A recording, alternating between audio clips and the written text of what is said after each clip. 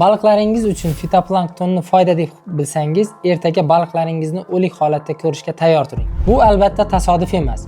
Bu suvda azot va fosfor me'yoridan oshganligini aniq belgisini bildiradi. Aniqroq qilib aytganda, ortiqcha yem qoldiqlari, baliq nazasi va chirigan o'simliklar suvga tushib, aynan shu moddaning ko'payishiga sabab bo'ladi. Natijada suvda fitoplankton deb ataluvchi mikrosuv o'tlari keskin ko'payadi va suv yashil rangga kiradi. Ko'pchilik buni yaxshi holat deb o'ylaydi, chunki kunduzi fitoplankton fotosintez qilib kislorod ishlab chiqaradi va shu sababdan baliqlar faol bo'ladi. Lekin kitoblarda ham alohida ta'kidlanganidek, eng xavfli jihati shundaki, kechasi quyosh bo'lmaganda fotosintez to'xtaydi va fitoplanktonning o'zi suvdagi kislorodni yuta boshlaydi. Agar suv juda yashil bo'lsa, tunda kislorod miqdori tushib ketishini bildiradi. Ko'pincha baliqchilik guruhlarida ko'rib qolaman.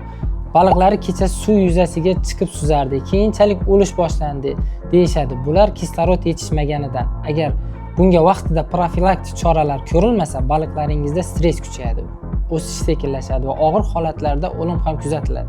Shu sababli biz bu mavzu bo'yicha mutaxassislar bilan birgalikda muammolariga yechim sifatida batafsil qo'llanma tayyorlab, Telegram kanalimizga joylab qo'yganmiz. Uni olish uchun sahifamizga obuna bo'ling va izohlarda plus belgisini qoldiring.